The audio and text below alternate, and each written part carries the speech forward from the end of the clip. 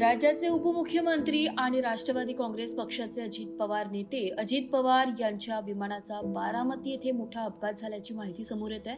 अजित पवार विमानाने मुंबईहून बारामतीकडे आले होते, मात्र विमानाचे लँडिंग होत असताना हा अपघात झाल्याची माहिती समोर येत आहे. यात अजित पवारांसह 6 जणांचा मृत्यू झाल्याची माहिती DGCAने दिली आहे.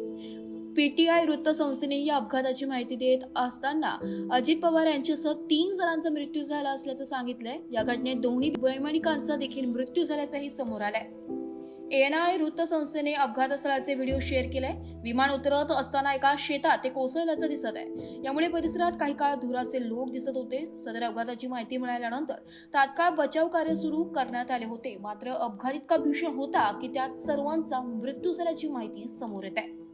अजित पवार हे 66 वर्षाचे होते. राज्याच्या राजकारणात मागील 40 वर्षांपासून अजित पवार यांचा वावर होता.